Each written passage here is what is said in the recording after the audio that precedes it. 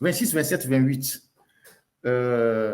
Et j'ai écouté avec nos compatriotes que les manifs tiennent et le 27, le 26, 27, 28 et que ce sont les seules dates qui sont prévues pour les manifestations. Et je pense que ce qui nous importe aujourd'hui, chacun à son niveau, c'est de continuer la sensibilisation. Il faut qu'on laisse de côté les petits problèmes de personnes, tout ce qui doit nous divertir pour se concentrer sur, je ne sais pas comment on l'appelle, la sensibilisation. Il faut laisser tous les sujets de diversion, quels que soient ceux qui essaient de nous divertir, pour se concentrer sur la préparation de cette manifestation-là. C'est le plus important. Donc, ne perdons pas le temps sur les questions de diversion. Tout ce qui peut être envoyé pour nous divertir. Donc, c'est très important qu'il faut qu'on le fasse. Donc, moi, je ferai des lives dans les semaines, quand je serai libre dans les soirées, pour participer à mobiliser les gens.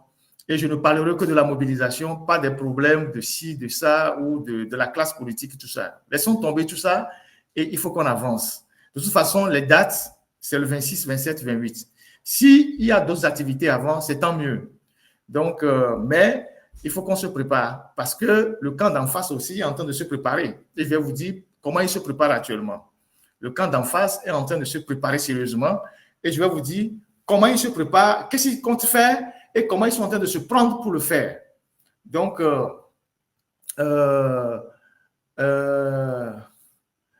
voilà ce que je voulais dire. Mais dans le même sens, je voudrais dire à tous les influenceurs, tous les activistes, tous les influenceurs, tous les activistes, ceux qui prennent la parole, qui font des lives et qui, d'une manière ou d'une autre, chargent le régime. Je voudrais vous dire de faire très attention les jours à venir. Le régime est en train de prendre des dispositions, en tout cas, ils sont en train de travailler à localiser la plupart des activistes, la plupart des blogueurs, la plupart des influenceurs, à les localiser. Et s'ils cherchent à les localiser, vous imaginez à quelle fin. Donc, ils sont en train de chercher à localiser l'ensemble de tous ceux qui, aujourd'hui, portent la voix de la jeunesse, font des lives, essayent d'informer les Togolais, de les mobiliser. Ils sont en train de réfléchir. Ils ont mis en place une cellule pour localiser tous ces gens-là. Et donc, vous devez faire très attention dans votre vie quotidienne. Qui vous approche, qui vous aborde, qui vous donne des rendez-vous, qui veut vous voir, qui veut vous rencontrer. Faites très attention. Restez au maximum vigilant. Vigilant, extrêmement vigilant. Quelqu'un que vous ne connaissez pas avant, qui vient vous proposer, je ne sais pas, un truc bidon, envoyez-le se faire foudre. Moi, je suis ici, il y a beaucoup de gens qui m'écrivent. On dit, Ferdinand, on te remercie pour ton engagement. Est-ce qu'on peut se parler? On va faire ci, on va faire ça. Je ne leur réponds jamais. Il y a des gens qui m'envoient des mails subitement, qui me font des trucs. Je ne leur réponds jamais parce que je ne sais pas qui ils sont et je ne veux tomber dans aucun piège.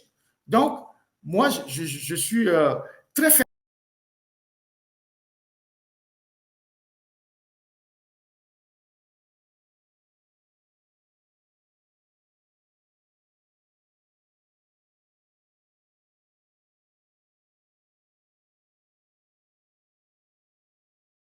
Faites de votre vie une vie fermée en ces moments-ci où je vous parle régulièrement. Mais bon, comme moi, je suis un journaliste, j'ai des informations de première main, je sais ce qu'ils font. Ils ont déjà hacké deux de mes pages Facebook. Ils ont utilisé des hackers de Bangladesh. On a identifié les gens qu'ils ont utilisés pour faire ça, pour faire sauter nos pages. Et deux pages Facebook, une page TikTok. Et ils ont payé des hackers au Bangladesh. Vous savez que ceux qui sont spécialistes aujourd'hui dans ces histoires de hackers, c'est beaucoup plus les Indiens, les gens du Bangladesh et autres. Donc, ils ont mis beaucoup de moyens pour ces gens-là. Et ensuite, ils réfléchissent à venir là où je suis en exil, venir déposer plainte contre diffamation, pour diffamation. J'attends vraiment leur plainte pour diffamation. Et donc, ils sont en pleine réflexion. Là aussi, je suis bien informé. Et j'attends qu'ils viennent déposer leur plainte pour diffamation. Je ne sais pas par rapport à quoi. Voilà des gens qui tuent des Togolais. Voilà des gens qui assassinent des Togolais. Voilà des gens qui ont eu le culot de m'accuser de financer le terrorisme dans un document officiel, sans aucune preuve. Des gens qui sont restés dans leur laboratoire, qui ont sorti une information sans tête ni queue, que moi, Ferdinand, journaliste en exil, en train de me débrouiller, que moi, j'ai eu les moyens de financer le terrorisme au nord du Togo. Et donc, c'est eux qui veulent venir porter plainte contre quelqu'un parce qu'il serait diffamé. On attend quand même leur plainte et ça nous permettra quand même d'élargir un certain nombre de dossiers par rapport à eux. S'ils pensent qu'ils sont plus intelligents ou bien ils pensent qu'ils vont utiliser je ne sais pas quoi pour intimider les gens, je pense qu'ils sont très loin. Ils sont très, très, très, très loin. Et j'attends vivement leur plainte pour diffamation, je ne sais pas par rapport à quoi. Et comme eux-mêmes, là, ils m'ont accusé plusieurs fois de financer le terrorisme, ce sera l'occasion qu'eux, ils sortent aussi leurs preuves. On verra. Et j'espère qu'ils vont commettre vraiment cette bêtise de venir porter une plainte. Et on verra ce que ça va donner devant les tribunaux où je suis. Donc, c'est très, très, très important ce que je viens de dire par rapport aux blogueurs. Moi, parlez entre vous, vous qui vous connaissez, et appelez les uns les autres à la prudence. Moi, je sais bien me défendre. Je suis un journaliste. Je sais vraiment me défendre. Et je sais que, bon, s'il y a quelque chose, je sais tous ceux qui peuvent s'organiser pour me défendre. Donc, ne vous inquiétez pas, mais prenez soin de vous. Moi, je suis très fermé. Je ne rencontre personne. Je ne vais pas dans des endroits où je ne suis pas habitué à aller. Je ne réponds à aucun rendez-vous, à part des gens qui sont proches de moi. Donc, c'est très, très, très important ce que je vous dis. Ensuite, pour casser la manifestation du 26, 27, 28, c'est ça, le 26, 27, 28. Le ministre de l'administration territoriale, M. Awate Odabalo, c'est ça son nom, il est très actif ces derniers temps. Le ministre de l'administration territoriale, Awate Odabalo, c'est le colonel, il est très, très, très actif ces derniers temps. Il multiplie les réunions au ministère de l'administration territoriale. Il reçoit les chefs de la ville de Lomé, les chefs de quartier, les chefs cantons. Il reçoit les jeunes de certains quartiers de Baie. On leur donne les moyens. Il gère un fonds que la présidence a mis à sa disposition pour faire tout pour casser la manifestation. Donc, il reçoit les chefs.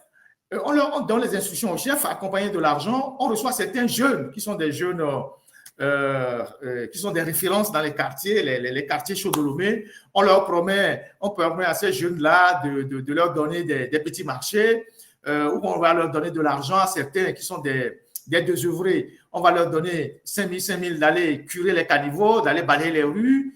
Bref, il multiplie les réunions régulièrement à son cabinet pour que les manifestations du 26, 27, 28 n'aient pas lieu, ou bien pour dissuader les jeunes de participer à cette réunion-là. Donc, il met à contribution les jeunes, les chefs de quartier, les chefs cantons de la ville de Lomé, et on met beaucoup d'argent à disposition, on promet de l'argent aux gens, aux jeunes, et ceux qui vont résister, les jeunes bouillants qui sont connus, qui vont résister à leur appât, ils ont prévu de les enlever. Ça fait partie aussi du plan. Donc, mais je voudrais juste rappeler à cet officier qui est devenu ministre presque à sa retraite, qu'aujourd'hui, nous avons notre frère Amouron qui est au centre psychiatrique de Zébévi. J'ai appris d'ailleurs qu'il a fait une crise très grave ces jours-ci, ces heures-ci, et qu'on l'aurait amené dans un hôpital. Je ne sais pas dans quel hôpital exactement, mais qu'il a fait une crise. J'ai appris qu'il a fait une crise, Amouron a fait une crise. Donc, je voudrais rappeler à ce ministre-là de l'administration territoriale, M. Awate Odabalo, colonel Awate Odabalo, que normalement, ce n'est pas Amouron qui doit être au centre psychiatrique de Zébé, c'est lui. C'est lui, colonel Awate Odabalo, qui devait être là-bas. Parce que lui, il est connu dans l'armée, il était connu dans l'armée comme quelqu'un de fou, comme un fou. Il est connu dans l'armée comme un fou. Il avait été enchaîné dans l'armée. Il avait fait des crises de folie, il avait été enchaîné dans l'armée. Dans un pays normal, lui ne devait même plus être soldat. Je ne vous raconte pas des bobas, vous pouvez demander à tous les militaires. Il a fait des crises de folie dans l'armée. Dans les années 90, 92, tout ça, il a grandi à Kodjo-Biakopé d'abord. Il a grandi à Kodjo-Biakopé. Dans les années 92, 93, je pense qu'il y avait le domicile de son père à Kodjo-Biakopé. Il a grandi là-bas. Quand les jeunes de l'opposition, dans les années 90, 92, faisaient des manifestations contre Eyadema, jeunes sous-officiers, je ne sais pas qu'il était déjà sous-officier, il était parti dans ce quartier de Kodjo-Biakopé où il y avait ses copains, les gens avec qui il a grandi, pour essayer de les dissuader de faire des manifestations contre le régime. Et les jeunes l'ont proprement tabassé à l'époque. Les jeunes l'ont proprement tabassé à l'époque, dans le quartier de Kodjo-Biakopé là-bas. Et à l'époque, il est parti voir le Toyi qui était à la garde présidentielle pour lui demander des éléments pour aller frapper les jeunes. Et Toyi a refusé. Toyi lui a répondu que mais tu allais chercher la bagarre, il faut que tu ailles gérer ça. Et lui, il était fondamentalement contre les Gnassingbé, le colonel que vous voyez là, le ministre là. Il ne disait que du mal de la famille Gnassingbé, le ministre Awate là. Et au point qu'on l'avait carrément même, on l'avait mis à l'écart. Il a fait des années sans promotion, jusqu'à ce qu'on ne le nomme préfet. Et Adima disait même qu'il était fou, parce qu'effectivement, il a fait une crise de folie, il était même enchaîné dans l'armée. Et donc, après, Adima a eu pitié de lui, elle a nommé préfet à Mango. On sait tout ce qu'il a fait là-bas, Mango. On sait tout ce qu'il a fait là-bas, Mango. Les dérives, tout ça là. Jusqu'à ce qu'on le ramène à Lomé, préfecture d'Agoué, et aujourd'hui, il est devenu ministre. C'est eux comme ça qui sont devenus les durs du système, les extrémistes du système. Il va faire des cérémonies au camp de Temeja là-bas, parce qu'ils font aussi des rituels au camp de Temeja. Il en fait partie. Donc aujourd'hui, c'est lui qui mobilise à Lomé les chefs de quartier, les chefs cantons, les jeunes, parce qu'on a mis de l'argent à sa disposition pour acheter les gens, pour casser les manifestations du 26, 27, 28. Ce que les jeunes t'ont fait en 92 là, tu avais frappé à Kodjo-Biakopé là. Là, tu n'as pas encore tiré les leçons de ça. Colonel Awate, ce que les jeunes ont fait avec toi à Kodjo-Biakopé dans les années 90, 92 là, ils t'ont bien fessé là. Tu n'as pas tiré les leçons de ça. Tu n'as tiré aucune leçon de ça. Aujourd'hui, c'est toi qui organises les scénarios de résistance pour casser la marche de tout un peuple. Mais hier, tu parlais très mal des Gnassingbé. Très mal de la famille Gnassingbé. Tu parlais très mal d'eux.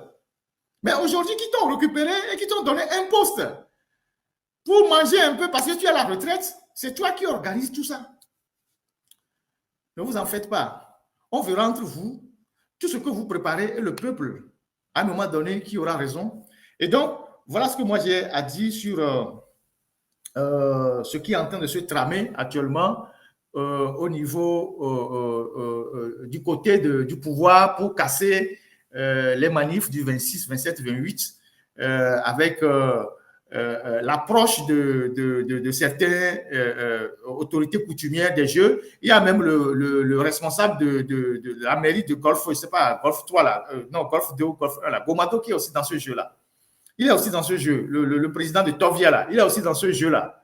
Il est aussi dans ce jeu qui consiste à essayer de demander aux jeunes de ne pas protester, alors que dans le quartier de Belaba, il y a plusieurs chantiers lancés par Fonya Gnassingbé qui sont abandonnés. Les routes de Akore-Sewa, le marché d'Akore-Sewa dans l'eau, la route qui, c'est le boulevard François Mitterrand ou quoi, qui passe devant Essiba là-bas, c'est dans l'eau. Jusqu'à Akore-Sewa, les routes de Benyedi, les chantiers là sont abandonnés, totalement dans l'eau. Le quartier de Baie est un quartier, c'est une poubelle à ciel ouvert. Et c'est vous qu'on veut utiliser pour casser le dynamisme de tout un peuple. C'est vous qu'on appelle au ministère de l'administration territoriale, on donne des instructions, on appelle les jeunes, mais vous ne faites pas une délégation pour aller demander à Fonya Gnassingbé de faire terminer les routes qui sont abandonnées, les chantiers qui sont abandonnés dans le quartier de Baie, les inondations qui sont dans le quartier de Baie, le marché d'Akore-Sewa qui est totalement dans l'eau. Vous ne demandez pas à Fonya Gnassingbé de régler ce problème-là. Mais vous êtes prêt à aller rencontrer le ministre de l'administration territoriale, moyennant un peu de sous pour casser la manifestation de tout un pays. Donc, nous, partout où vous êtes là, tout ce que vous faites là, on a des informateurs. Vous pensez qu'il y a encore des gens qui sont avec vous. Comment se fait-il qu'aujourd'hui, toute réunion que vous faites, même si c'est 2 personnes là, on est au courant. Comment se fait-il? Vous vous posez la question. Vous vous posez la question de savoir, même quand vous faites une réunion de 2 personnes là, on est au courant. Tout ce que vous mijotez contre les influenceurs, les blogueurs, moi-même, on est au courant. Dans les moindres détails. Comment se fait-il que tout ce que vous faites là, on est au courant? Vous devez comprendre qu'il n'y a même plus personne avec vous parce que les gens sont fatigués. Mais les gens n'ont pas le courage de vous le dire en face. Donc, continuez pas à croire que vous tenez les câbles. Vous ne tenez rien du tout. Vous ne tenez absolument rien du tout. Au moment venu, vous allez voir ce qui va se passer et vous allez voir ceux qui vont se retourner contre vous à la dernière minute et vous verrez bien ce qui va se passer. Il y a aussi la guerre de cyberattaque. Cyberattaque, ils ont mis les moyens, ils sont déjà très actifs, mais ils vont encore mettre plus de moyens pour attaquer les gens, attaquer les comptes des gens. Donc, protégez vraiment vos comptes. Ayez des comptes de relais, plusieurs comptes de relais. Si on fait sauter un de vos comptes, vous allez sur un autre compte. Je parle aux activistes, aux blogueurs. Ayez plusieurs comptes. Quand ils vont utiliser les mercenaires, tout ce qu'ils vont payer pour faire sauter vos pages, vos comptes, tout ça, pour que vous créiez d'autres comptes. C'est important parce qu'on rentre dans une phase où ils vont mettre beaucoup de moyens pour faire une guerre du numérique contre nous parce qu'ils ont compris qu'aujourd'hui, c'est la toile qui mobilise les Togolais. Donc, ils ne vont plus s'occuper de l'opposition, ils vont s'occuper beaucoup plus de ceux qui sont sur la toile. C'est là maintenant qu'ils vont faire la guerre. Donc, préparez-vous, faites très attention. Ils vont multiplier les fake news, j'en reviendrai tout à l'heure. Ils vont faire des vidéos montages pour semer la confusion dans l'opinion. Ils vont monter des trucs, des scénarios. Ils vont faire passer des fausses informations sur des gens. Vous allez voir, ils vont faire tout un montage. On va prendre telle personne, on va monter une histoire, on va prendre telle personne, on va monter une histoire et on va diffuser ça dans l'opinion pour semer la confusion. Donc, restez lucide. Je vais vous parler de ça tout à l'heure. Il faut qu'on soit vraiment, vraiment, vraiment lucide. Et les jeunes qui vont dans les manifestations, il faut que vous activez sur WhatsApp tous les messages éphémères. La dernière fois, on a arrêté certains, c'est juste parce qu'ils ont des messages qu'ils ont gardés dans leur téléphone. Activez la rubrique des messages éphémères sur vos téléphones, sur vos trucs de WhatsApp. Vous mettrez 24 heures de disparition. Activez la rubrique messages éphémères sur tous vos téléphones. Vos WhatsApp surtout. Activez ça. Privilégiez Signal. Faites des appels si c'est bon. Mais quand vous voulez écrire, activez la disparition éphémère des messages en 24 heures. C'est fondamental. Parce que quand ils vous arrêtent aujourd'hui, la première des choses qu'ils cherchent, c'est d'avoir votre téléphone et de savoir avec qui vous avez échangé, quel message vous avez envoyé à quelqu'un. Donc, activez ça. Prenez tous vos téléphones, activez ça.